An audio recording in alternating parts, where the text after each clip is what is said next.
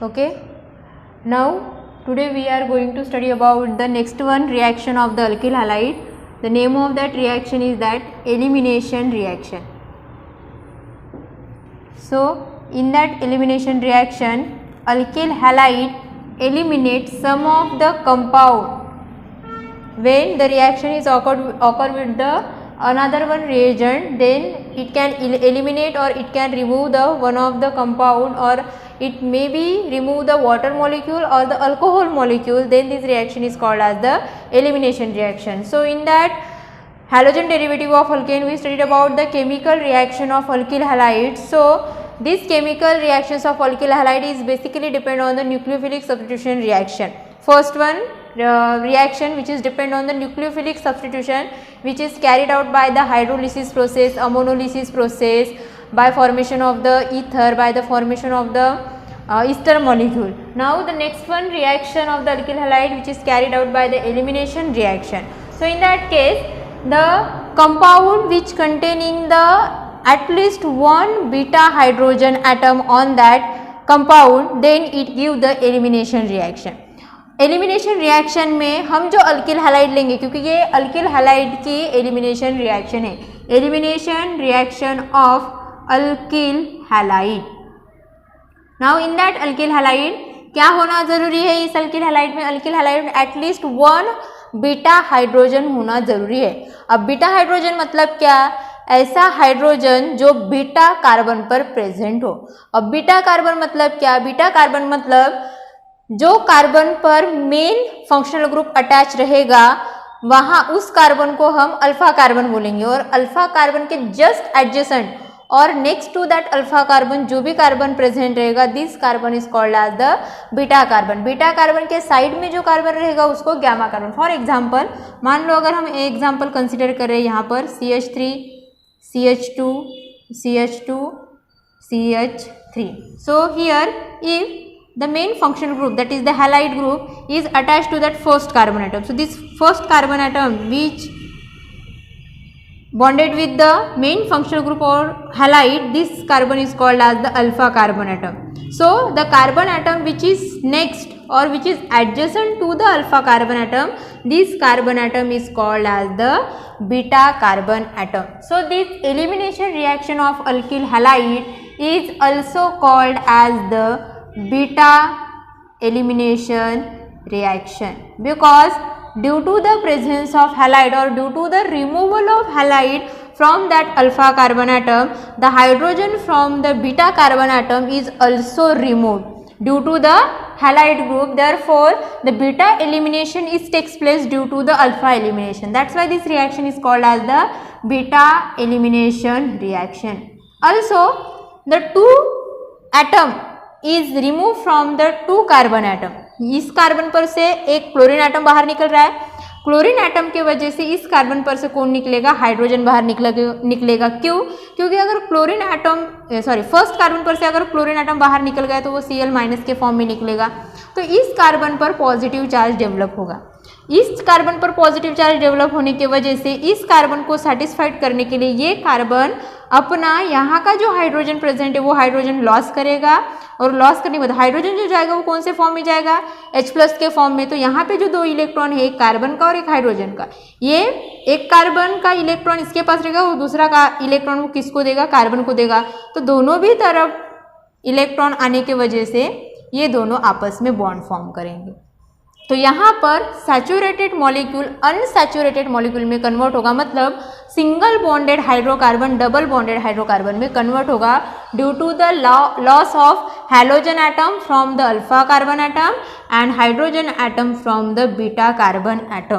तो यहाँ पर एक की वैलेंसी सेटिस्फाइड करने के लिए दूसरे मॉलिक्यूल को अपना एटम लॉस करना पड़ेगा, ताकि वो एक दूसरे की जो इलेक्ट्रॉन डेफिशिएंसी है वो डेफिशिएंसी बैलेंस कर सके. तो यहाँ पर एक के वजह से दूसरा बाहर निकलेगा. इसीलिए अब देखो अल्फा कार्बन अगर बोलेंगे तो ये फर्स्ट कार्बन होगा, क्योंकि इस पर मेन हैलोजन ग्रुप अटैच्ड है, और उसके बाद का जो कार्बन रहेगा वो सेकंड कार्बन एटम. तो अल्फा कार्बन पर से हैलोजन एटम निकलने की वजह से बीटा कार्बन पर से हाइड्रोजन एटम निकल रहा है.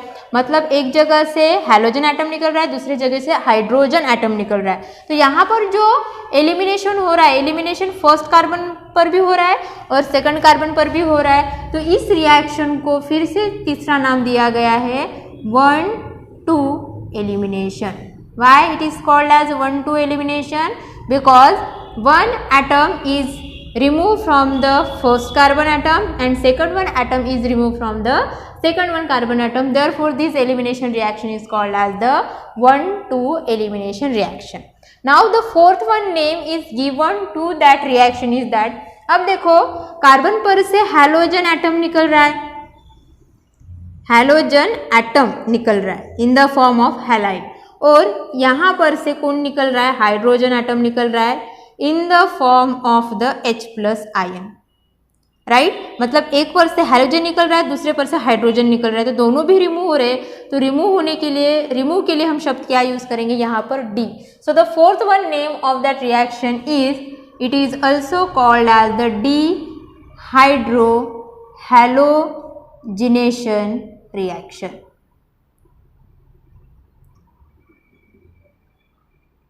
Okay, so this elimination reaction of alkyl halide is also called as beta elimination, because due to the halogen atom present on the alpha carbon atom, the beta carbon atom lost their hydrogen atom from their bonding or from their molecule. So it is called as the beta elimination reaction, or the first one atom removed from the first carbon and second one atom removed from the second carbon. Therefore, it is called as the 1,2 elimination reaction. And lastly, which atom is removed from that first and second carbon atom? So, firstly the halogen atom is removed, after that hydrogen atom removed. That means both these atom removed from that carbon atom or from that molecule, from first carbon as well as second carbon atom. Therefore, this reaction is called as the dehydrohalogenation. D मतलब removal, hydro मतलब hydrogen और halogen मतलब halogen. तो कौन से atom निकल रहे हैं यहाँ पर? कौन से एटम रिमूव हो रहे हैं? हाइड्रोजन और हैलोजन रिमूव हो रहे हैं, इसलिए इस रिएक्शन को डीहाइड्रोहैलोजिनेशन रिएक्शन भी कहा जाता है। Now we study about the reaction of dehydrohalogenation. So यहाँ पर हमें लिखना है मेन कंपाउंड, और इसको आपको सेपरेट मैनर में ही लिखना पड़ेगा ताकि आप इसमें कौन सा अल्फा कार्बन है और कौन सा बीटा कार्बन है ये पता कर सके। सो यहाँ पर ब्रोमाइड और यहाँ पर हाइड्रोजन। सो जहाँ पर हैलाइड ग्रुप अटैच्ड है वहाँ पर वो कार्बन कौन सा रहेगा? अल्फा कार्बन एटम, और अल्फा के जस्ट साइड में कौन सा कार्बन एटम रहेगा? Beta carbon atom. सो अब हम इस ब्रोमीन को इस साइड में लिखेंगे। Okay, so this elimination is occur in the presence of alcoholic KOH or alcoholic NaOH. So this KOH or the NaOH which is present in the alcoholic form. So when this alkyl halide is heated with the alcoholic NaOH or alcoholic KOH या simply alcoholic base, because it is nothing but the base NaOH या फिर KOH। तो यहाँ पर base के presence में ये reaction हो रही है, and this main reactant is heated or boiled with the alcoholic KOH। हमने न्यूक्लियोफिलिक सब्स्टिट्यूशन में जो रिएक्शन देखी थी वो एक्वस NaOH और KOH के साथ थी, पर एलिमिनेशन रिएक्शन में KOH और NaOH कौन से फॉर्म में प्रेजेंट है? अल्कोहलिक नेचर में या फिर अल्कोहलिक फॉर्म में प्रेजेंट है। तो यहाँ पर अब क्या होगा? तो फर्स्ट कार्बन पर से कौन निकलेगा? ब्रोमीन निकलेगा। कौन से फॉर्म में? Br- के फॉर्म में। अब Br- के फॉर्म में निकल रहा है मतलब ये खुद का भी कार्बन लेकर निकलेगा और कार्बन का भी खुद का भी इलेक्ट्रॉन लेकर निकलेगा और कार्बन का भी इलेक्ट्रॉन लेकर निकलेगा। तो कार्बन पर कौन सा चार्ज आएगा? पॉजिटिव चार्ज आएगा। अब इसकी इलेक्ट्रॉन डेफिशिएंसी रिमूव करने के लिए दूसरा कार्बन क्या लॉस करेगा? हाइड्रोजन लॉस करेगा। कौन से फॉर्म में? H+ मतलब हाइड्रोजन अपना इलेक्ट्रॉन इसको देकर जा रहा है और ये वाला इलेक्ट्रॉन फिर इन दोनों कार्बन के बीच में डबल बॉन्ड फॉर्म करेगा। तो ये जो ब्रोमाइड एटम यहाँ से निकल रहा है, this bromide atom combine with that K, that is potassium, क्योंकि ब्रोमाइड ये नॉन मेटल और ये मेटल, तो नॉन मेटल और मेटल का कॉम्बिनेशन होगा। और ये जो हाइड्रोजन यहाँ पर निकल रहा है, this hydrogen combine with that OH। OH के साथ कंबाइन होगा, मतलब एक KBr मॉलिक्यूल बाहर निकलेगा, मतलब एलिमिनेट रिमूव होगा, और वाटर मॉलिक्यूल एलिमिनेट होगा, और इन दोनों कार्बन के बीच में क्या फॉर्म होगा यहाँ पर double bond. So H bond C bond H double bond C bond H plus with the loss of KBr and water molecule. So water molecule यहाँ पर ये दोनों भी जो मॉलिक्यूल है वो मॉलिक्यूल एलिमिनेट हो रहे हैं from that main substrate. That's why this reaction is called as the elimination reaction, and the compound which is formed here is called as ethene, ENE, double bonded hydrocarbon. मतलब elimination reaction में saturated carbon और saturated hydrocarbon किस में convert हो रहा है, unsaturated hydrocarbon में convert होगा, unsaturated hydrocarbon. This is called as elimination reaction. Now the next one term is that सिर्फ यहाँ पर एक बीटा हाइड्रोजन प्रेजेंट है, मतलब बीटा कार्बन पर जितने भी हाइड्रोजन प्रेजेंट है वो क्या रहेंगे, बीटा हाइड्रोजन, ये भी बीटा हाइड्रोजन, ये वाला भी और ये वाला भी। अब यहाँ पर एक ही बीटा कार्बन है लेकिन 3 हाइड्रोजन है, लेकिन इस मॉलिक्यूल में अगर हम इसके अलावा दूसरा एग्जांपल लेंगे तो उस कार्बन में एक से ज़्यादा अगर बीटा कार्बन हुए तब वहाँ पर 2 प्रोडक्ट फॉर्म होने के चांसेस रहेंगे। वो कैसे हम यहाँ पर देखेंगे। ओके, सो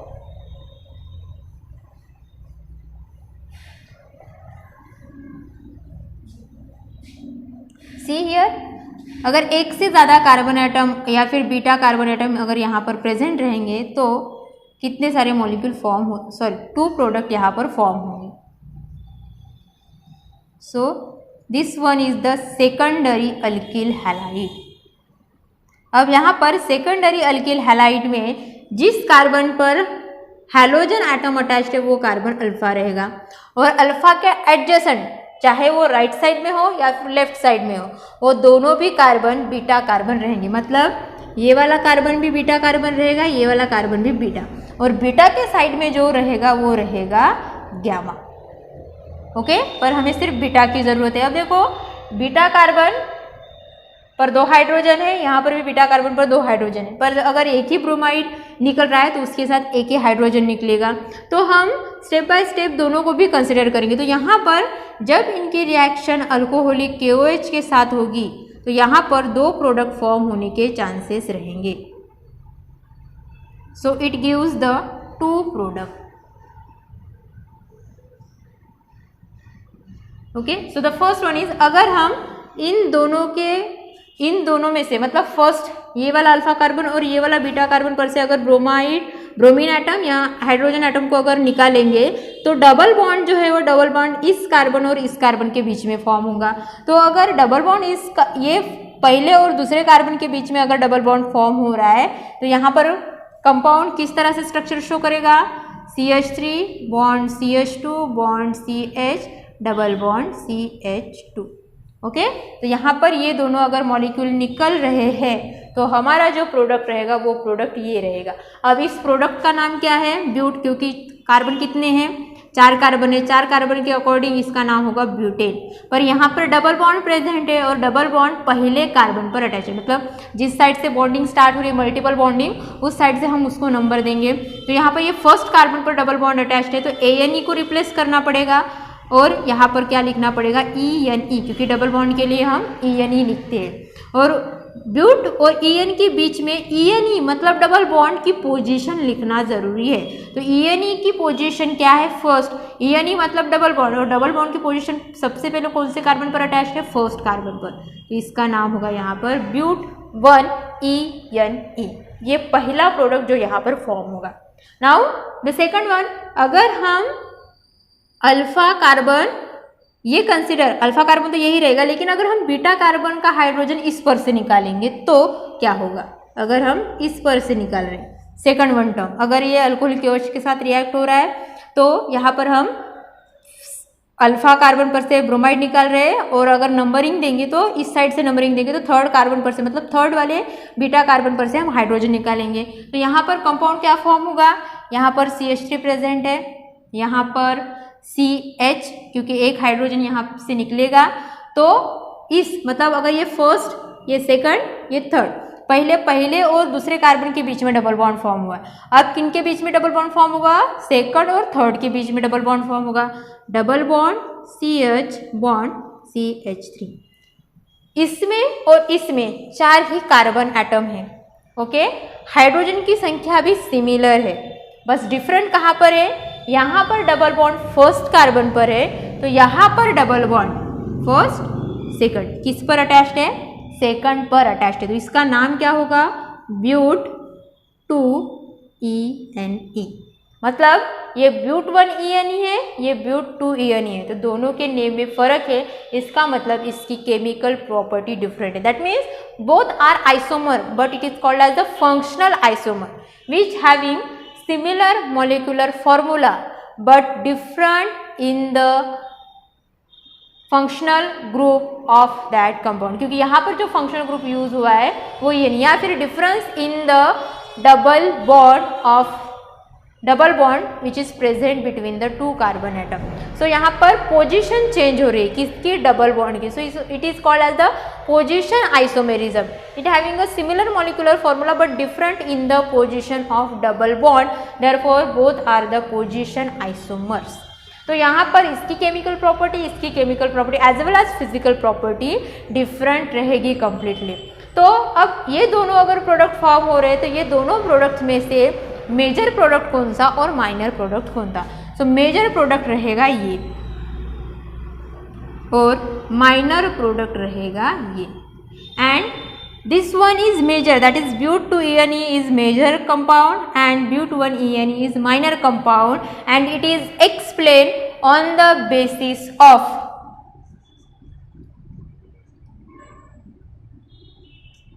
Sedgwick's rule। किसके बेसिस पर ये डिफाइन किया गया है?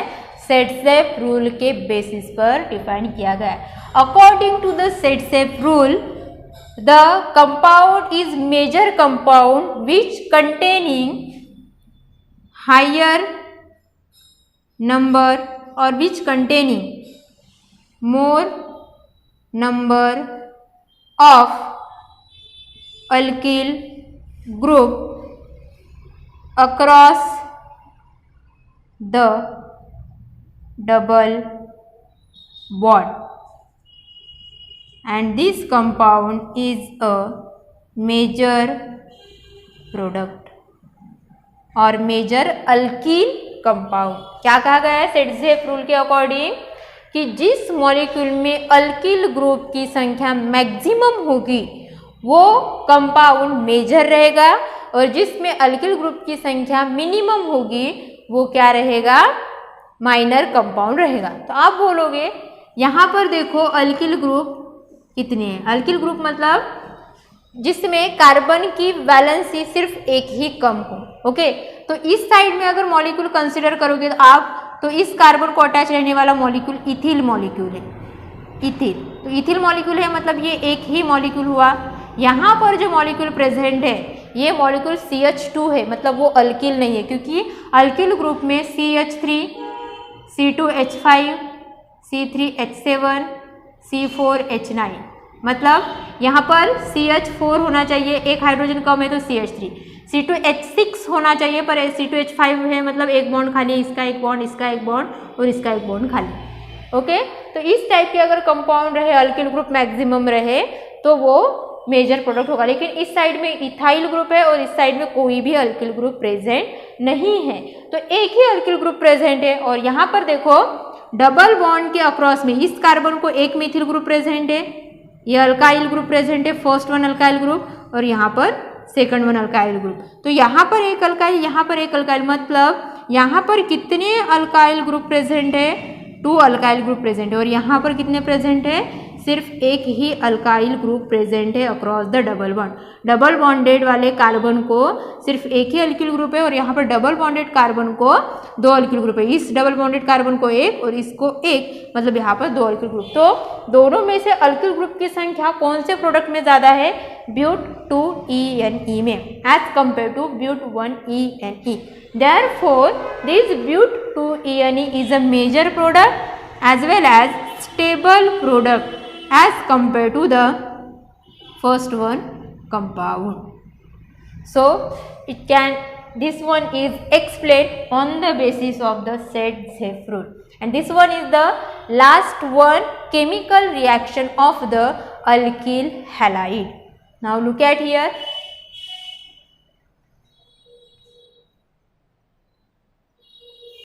So now the next one topic of that halogen derivative is haloarenes. हमने पहले स्टडी किया था haloalkanes. So haloalkanes is nothing but the halogen derivative of aliphatic hydrocarbon. अब हमने यहाँ पर लिखा है haloarenes, ARENES. So AR stands for the aromatic hydrocarbon and ENE, अब S नहीं लिखेंगे यहाँ पर, ENE stands for the double bond. So first example of the aromatic hydrocarbon is nothing but the benzene ring. अब benzene ring में alternate single और double bond present है, मतलब ये एलिफेटिक कंपाउंड तो नहीं है पर ये एरोमेटिक है. एरोमेटिक क्यों? क्योंकि इसमें रिंग प्रेजेंट है and all carbon attached with one another by the bond. And secondly this is the unsaturated hydrocarbon, not a saturated, क्योंकि सैचुरेटेड में सिर्फ सिंगल बॉन्ड प्रेजेंट होता है और यहाँ पर अल्टरनेट डबल बॉन्ड प्रेजेंट है. That means it is the type of alkene group, double bonded hydrocarbon, not the single bonded hydrocarbon. So double bonded hydrocarbon होने की वजह से हम यहाँ पर जो सफिक्स यूज करेंगे वो सफिक्स कौन सा रहेगा? ENE.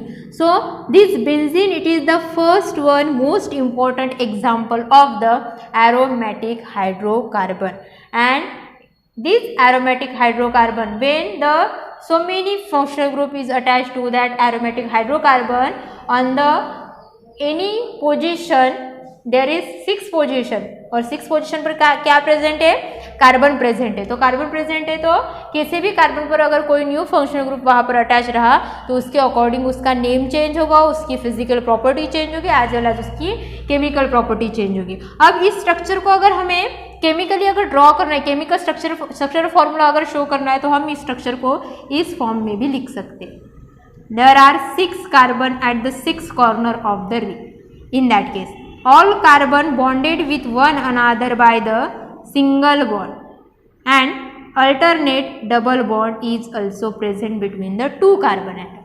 Okay? अब देखो इस कार्बन के कितने बॉन्ड यहाँ पर सेटिस्फाइड हुए हैं? 1 2 3. तो बचे कितने? सिर्फ एक. तो एक बॉन्ड जो है वो किससे सेटिस्फाइड होगा? हाइड्रोजन से. इस कार्बन पर भी एक हाइड्रोजन, इस पर भी एक हाइड्रोजन, इस पर भी एक हाइड्रोजन, यहाँ पर भी और यहाँ पर भी.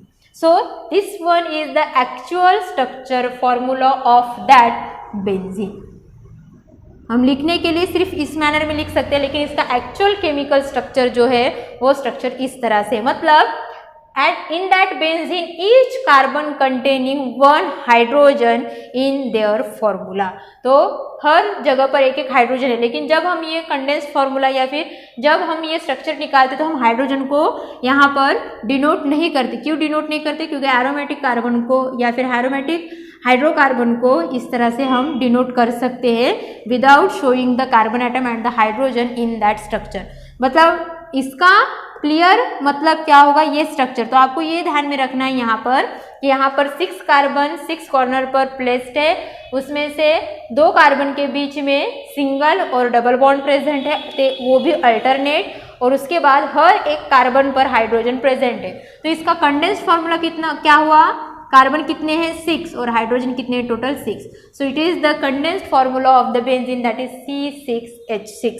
और C6H6 में से अगर एक हाइड्रोजन गायब रहो, फॉर एग्जाम्पल यहाँ से, तो ये फॉर्मूला C6H5 और इसका बॉन्ड एक खाली रहेगा, तो इसका नाम क्या रहेगा? This one is called as phenyl. Okay, like alkyl. जैसे अल्केन का अगर एक बॉन्ड कम रहा या फिर एक हाइड्रोजन अगर वहाँ से लॉस हो चुका है तो उसका नाम अल्काइल रहेगा. तो बेंजीन रिंग में अगर एक हाइड्रोजन कम है तो उसका नाम क्या रहेगा? फिनाइल रहेगा. तो हमें यहाँ पर हैलोअरेन्स मतलब क्या ये स्टडी करना है, उसके साथ साथ उसके classification as well as nomenclature study करनी. So the halogen derivative of aromatic compound is called as the haloarenes. It is also called as halogen derivative of aromatic hydrocarbon. And how this haloarenes is prepared? So when halogen atom on aromatic when hydrogen atom, when one or more, it may be we can say that if one or more hydrogen atom replaced hydrogen atom on aromatic hydrocarbon replaced by halogen, one or more halogen atom, then the resulting compound is called as,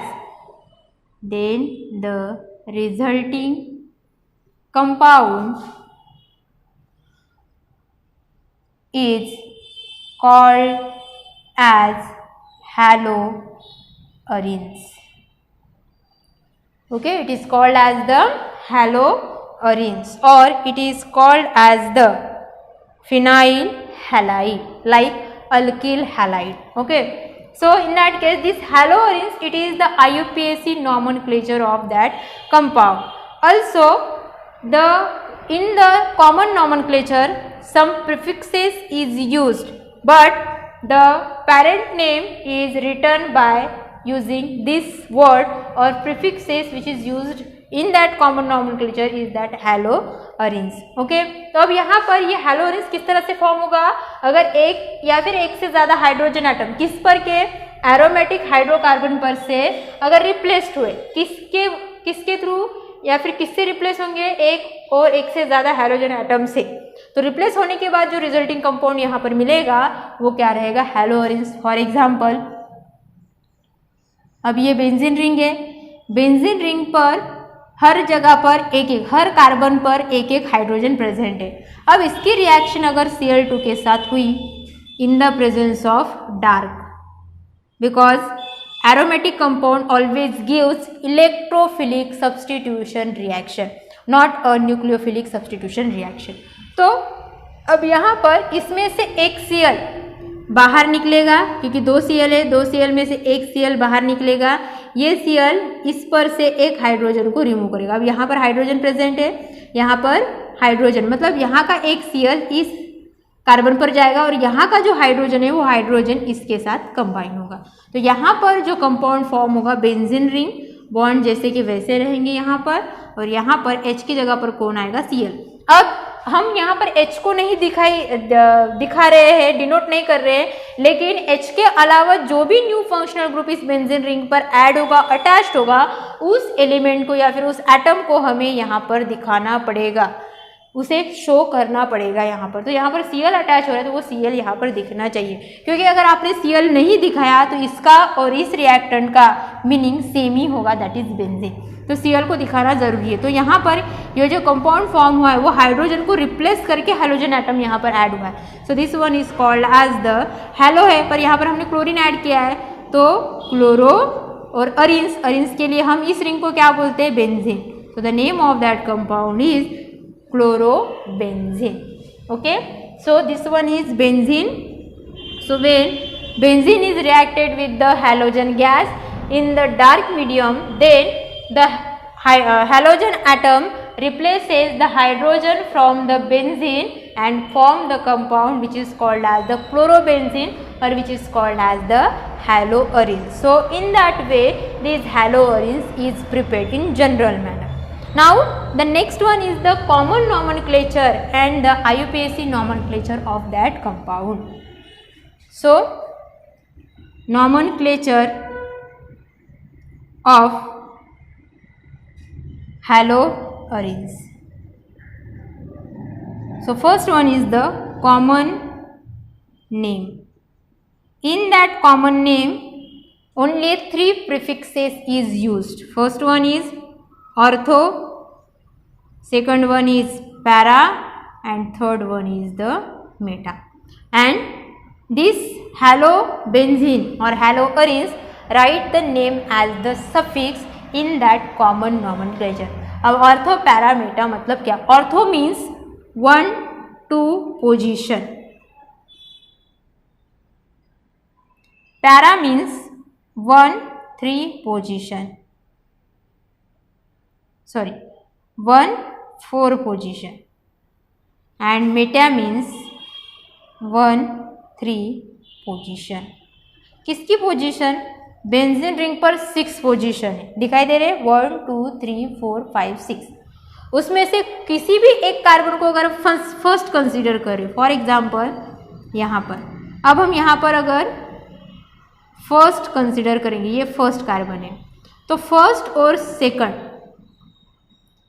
अगर first और second पर main functional group अगर attached है, then this compound has common name 1 2, sorry, this compound has common name, or this compound has a prefix before the name, parent name of that compound is that ortho. क्या बोलेंगे हम इसको? 1 2 position को ortho बोलेंगे.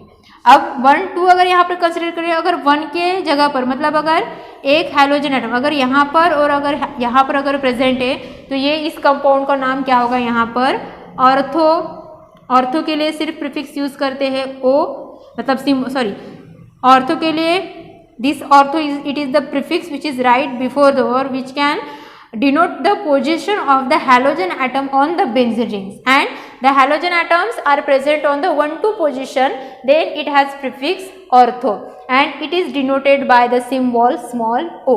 अब o है, o के o लिखने के बाद यहाँ पर कितने हैलोजन एटम है? 2 है. 2 के लिए डाई यूज होगा. यहाँ पर डाई कौन से एटम प्रेजेंट, कौन से हैलोजन एटम प्रेजेंट है? क्लोरीन, तो इसलिए क्लोरो. और बाकी की जो रिंग है वो उससे हम किस नाम से डिनोट करते हैं? बेंजीन. तो इसका नाम क्या होगा?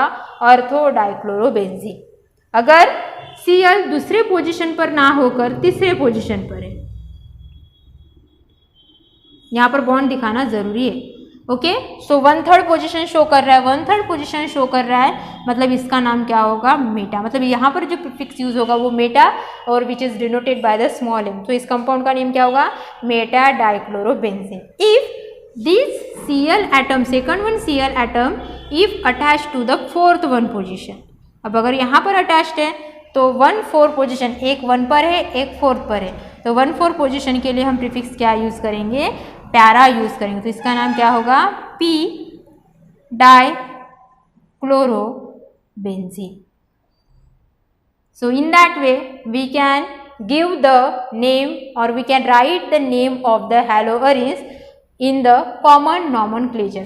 अब आप बोलोगे कि ये वाली पोजीशन और ये वाली पोजीशन बच गई है. सो बेसिकली 1 2 पोजीशन मतलब ऑर्थो पोजीशन, या फिर हम यहाँ पर मेंशन कर सकते हैं ऑर्थो, यहाँ पर मेटा और यहाँ पर पैरा, फर्स्ट के साथ अगर ये रहे तो ठीक है. और अब बचे ये वाली पोजीशन, तो मेटा के एग्जैक्ट आगे साइड में जो पोजीशन है वो मेटा रहेगी, और ऑर्थो के एग्जैक्ट साइड में जो पोजीशन है वो ऑर्थो रहेगी, और पी के एग्जैक्ट सामने जो पोजीशन रहेगी वो पैरा ही रहेगी. मतलब यहाँ पर पैरा, ये दोनों मेटा पोजीशन, ये दोनों ऑर्थो पोजीशन. बट बेसिकली आपको क्या याद रखना है? 1 2 पोजीशन मतलब ऑर्थो, 1 3 पोजीशन मतलब मेटा, एंड 1 4 पोजीशन मतलब पैरा. ये इतना आपको यहाँ पर ध्यान रखना है. तो कॉमन नेम में हम ऑर्थो पैरा मेटा यही प्रीफिक्सेस यहाँ पर यूज करेंगे.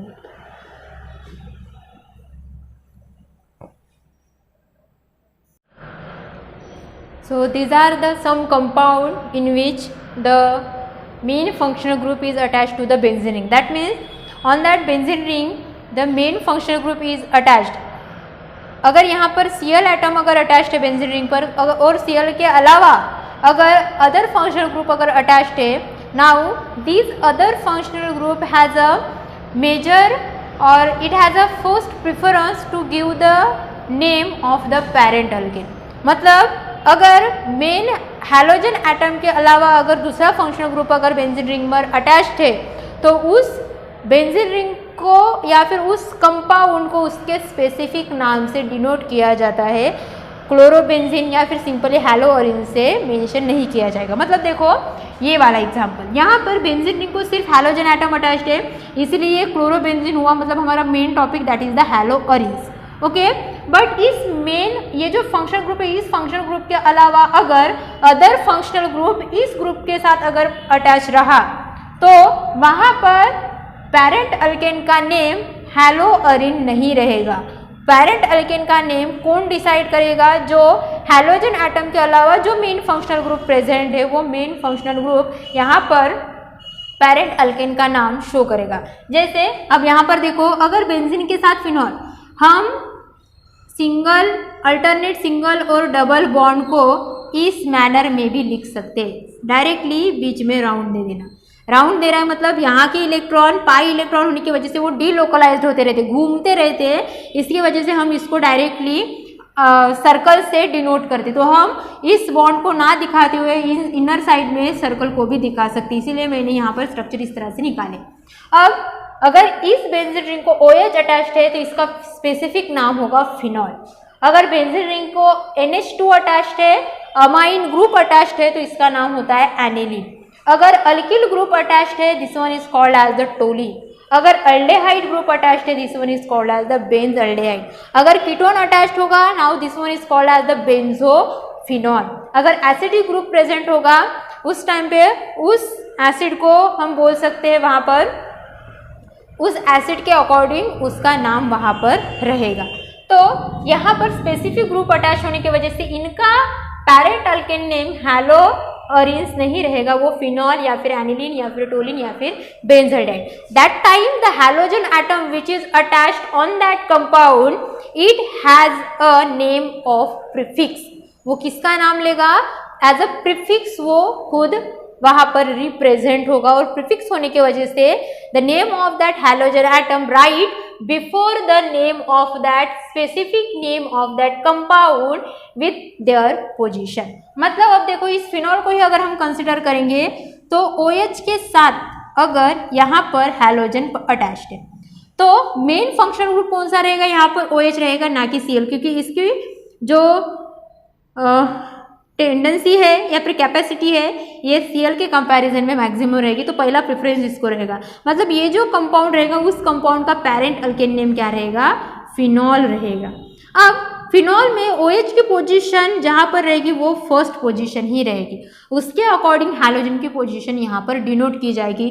तो हैलोजन की पोजीशन कौन से पोजीशन पर है? सेकंड पोजीशन पर है। सेकंड पोजीशन पर है तो 1, 2 पोजीशन के लिए हम कॉमन नॉमेनक्लेचर में कौन सा प्रीफिक्स यूज करते हैं? ऑर्थो। तो ऑर्थो के लिए स्मॉल O, और O के पोजीशन पर यहाँ पर कौन प्रेजेंट है? O पर कौन प्रेजेंट है? क्लोरो। तो यहाँ पे लिखो क्लोरो, तो इसका नाम क्या होगा?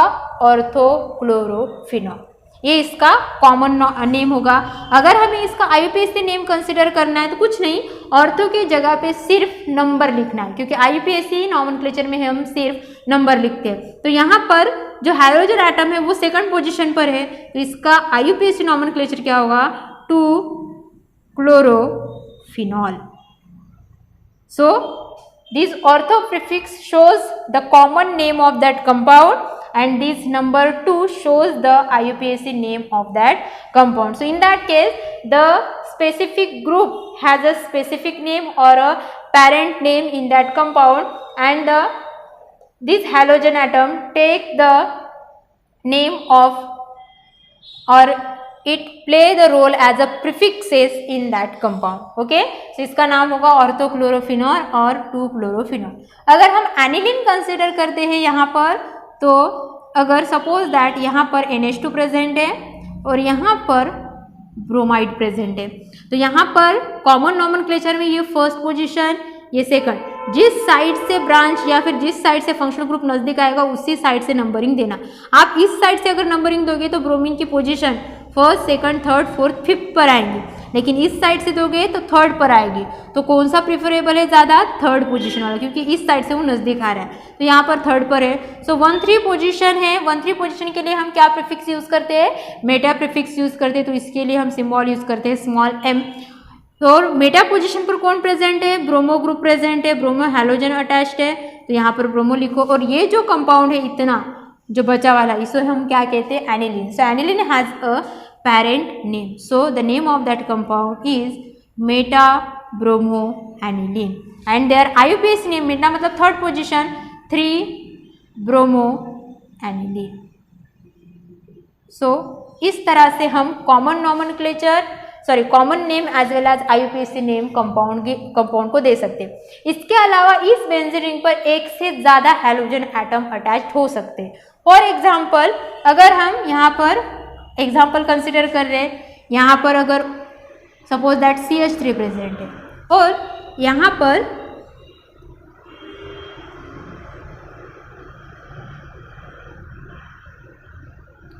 आयोडीन प्रेजेंट है, ठीक है। अब Cl भी प्रेजेंट है, मिथिल ग्रुप भी प्रेजेंट है और I भी प्रेजेंट है। क्लियर? तो अब किस साइड से नंबरिंग देना? तो जिस साइड पर मिथिल ग्रुप है, मिथिल ये functional group, main functional group है, क्योंकि इसके अकॉर्डिंग इसका नाम टोलिन होगा। तो ये मेन फंक्शनल ग्रुप है। मेन फंक्शनल ग्रुप होने के बाद Cl इस साइड से अगर देखो तो सेकंड पोजीशन पर है और I की पोजीशन देखो तो थर्ड पोजीशन पर है। तो सेकंड पोजीशन पहले आएगी या थर्ड पोजीशन पहले आएगी? सेकंड पोजीशन पहले। अगर आप इसको सेकंड दे रहे हो मतलब आपको थर्ड इसको देना पड़ेगा, फोर्थ इसको और फिफ्थ। मतलब आयोडीन की जो पोजीशन रहेगी वो पोजीशन कौन सी रहेगी? फिफ्थ पोजीशन रहेगी। तो आपको नंबरिंग किस साइड से स्टार्ट करना है? मेन फंक्शनल ग्रुप को लेकर नंबरिंग उस साइड से स्टार्ट करना है जिस साइड से पहला अदर और न्यू फंक्शनल ग्रुप नज़दीक हो, उस साइड से नंबरिंग स्टार्ट करनी। तो यहाँ पर आप नंबरिंग स्टार्ट करोगे तो यहाँ पर आयोडीन 5th पोजीशन पर है, Cl सेकंड पोजीशन पर, ये हो गया। देन उसके बाद आपको नेम डिसाइड करना है, मतलब अल्फाबेटिकल ऑर्डर में डिसाइड करना है। सबसे पहले लॉन्गेस्ट चेन सिलेक्ट करनी है। तो बेंजीन रिंग में लॉन्गेस्ट चेन सिलेक्ट करने की ज़रूरत ही नहीं है क्योंकि कॉमन नेम है। अब इसका इसका कॉमन नेम नहीं रहेगा। क्यों कॉमन नेम नहीं रहेगा? क्योंकि कॉमन नेम के लिए 1, 2, 1, 3, 1, 4 पोजीशन ही सफिशिएंट रहेगी। उसके अलावा मतलब एटलीस्ट 2 एटम ही उस बेंजीन रिंग पर अटैच होने चाहिए, तभी वो ऑर्थो पैरामीटा का प्रीफिक्स यूज कर सकता है as well as common name दे सकता है। बट अगर एक से ज़्यादा या फिर 2 से ज़्यादा अगर एटम या फिर ग्रुप बेंजीन रिंग पर प्रेजेंट रहेंगे तो वो सिर्फ IUPAC नॉमेनक्लेचर के थ्रू ही अपना नेम डिसाइड करेगा, कॉमन नॉमेनक्लेचर के थ्रू नहीं। तो यहाँ पर Cl, CH3 और I प्रेजेंट है, that means it only have IUPAC nomenclature, not the common nomenclature. अब first one selection, that is select the longest chain. तो कार्बन 6 ही है तो इसकी वजह से यहाँ पर सिलेक्ट करने की जरूरत ही नहीं है। Give the number, lowest number rule, second point. अब लोवेस्ट नंबर रूल मतलब किस साइड से नंबरिंग देना है? फर्स्ट, जहाँ से फंक्शनल ग्रुप स्टार्ट हुआ है उस कार्बन को फर्स्ट नंबर। इस कार्बन पर मेन फंक्शनल ग्रुप है इसीलिए इस कार्बन पर फर्स्ट ना। उसके बाद द नंबरिंग स्टार्ट फ्रॉम और numbering start from that end which is nearer to the first main functional group और द फर्स्ट मेन ब्रांच। तो यहाँ पर फर्स्ट ये आएगा क्योंकि ये सेकंड पोजीशन पर आएगा और ये इस साइड से करोगे तो थर्ड पोजीशन पर, मतलब नंबरिंग इस साइड से स्टार्ट होगी। उसके बाद क्या देना है? Right the name of the substituent, मतलब ये जो ब्रांचेस है, right the name of the substituent with their position. तो यहाँ पर पोजीशन 2 है, एक सेकंड पोजीशन, एक फिफ्थ पोजीशन। सेकंड पोजीशन पर जो एटम प्रेजेंट है वो कौन सा है? क्लोरो एटम है। और फिफ्थ पोजीशन पर जो प्रेजेंट है वो कौन सा है? आयोडो है। ओके, अब दोनों को भी पोजीशन पता चल गई। और इसका नाम बेंजीन रिंग विथ CH3 का नाम क्या होगा? टोलिन होगा।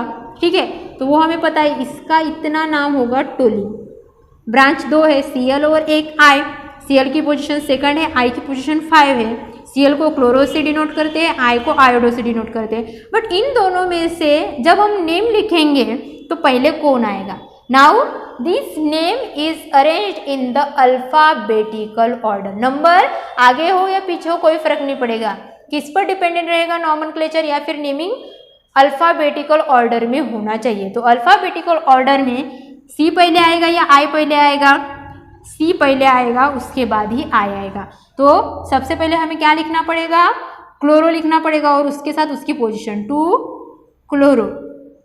उसके बाद आयोडो आएगा 5 आयोडो और लास्ट में कौन आएगा, इसका स्पेसिफिक नेम क्या है, टोलिन। इसका नाम होगा टोलिन, मतलब इसका complete name in a one word क्या होगा, 2 क्लोरो 5 आयोडो टोलिन। तो इस तरह से हम 2 से ज़्यादा एटम या फिर ग्रुप जब प्रेजेंट रहेंगे बेंजीन रिंग पर तो उसे इस तरह से नेम दिया जाता है। And it is only has IUPAC name, not a common name, but in सारे जगहों पर कॉमन नेम यूज हो सकता है। उसी तरह से अगर यहाँ पर एक से ज़्यादा Cl प्रेजेंट है, ओके, एक से ज़्यादा Cl प्रेजेंट है तो हम 2 Cl है, सिमिलर है इसलिए हम डाई, 3 हो गए तो ट्राई, 4 हो गए तो 4, तो यहाँ पर हम ortho dichlorobenzene, okay, di 2 आ गए, क्लोरो और कौन से 1 2 पोजीशन है इसलिए ऑर्थो। अगर इसका IUPAC नॉमेनक्लेचर डिसाइड करना है तो एक 1 पर है, एक 2 पर है, तो हमें दोनों भी पोजीशन लिखनी पड़ेगी, 1 2, दोनों भी पोजीशन पर क्या है, डाई क्लोरो बेंजीन, इस तरह से। तो एक से ज़्यादा अगर सिमिलर एटम या फिर ग्रुप रहेंगे तो उसके नंबर मेंशन करो विथ, वहाँ पर प्रीफिक्सेस यूज़ करो, di tri try tetra penta what ever it is, okay. और अगर कॉमन में यूज़ करना है तो ऑर्थो है, मेटा है या पैरा है, ये आपको यहाँ पर आइडेंटिफाई करना पड़ेगा। So these are the nomenclature of the हैलोअरीन्स।